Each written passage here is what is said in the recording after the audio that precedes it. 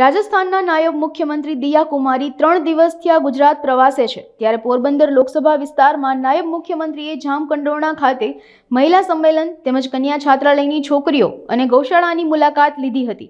કાર્યક્રમમાં નાયબ મુખ્યમંત્રી સાથે એમએલએ જયેશ રાદડિયા, જિલ્લા ભાજપ પ્રમુખ સહિત ભાજપના પદાધિકારીઓ ઉપસ્થિત રહ્યા હતા।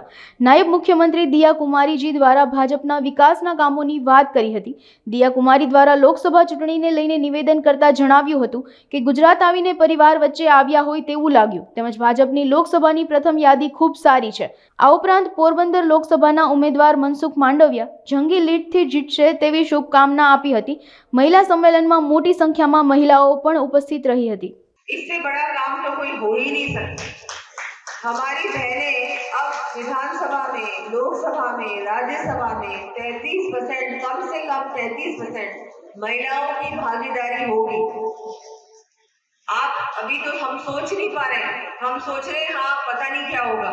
आगे आने वाले समय में आप लोग, आपकी बेटियां जाएंगी, एमएलए बनेंगी, एमपी बनेंगी, मंत्री बनेंगी। ये बड़ी बात है कि नहीं? बड़ी बात है, बड़ी बात है ना।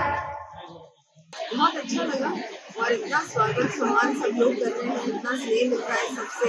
अब लोग के बीच आगे ऐसा लग रहा है वैसे मेरी नानी जी भी पालिताना से थी, तो बिल्कुल गुजराती भी समझ में आती है मुझे, तो बहुत अच्छा लग रहा है।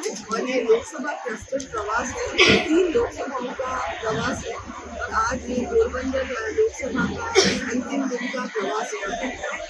ये बहुत अच्छी जो सूची आई है, बहुत अच्छी सूची है।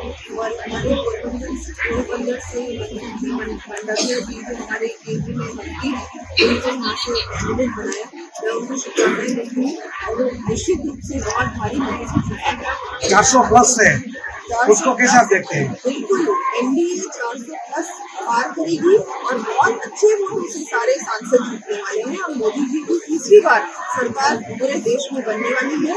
और इसके बाद पूरे विकसित भारत की ओर जो बढ़ रहे हैं, तेज गति से बढ़ रहे हैं, वो गति और ज्यादा बढ़ रही है।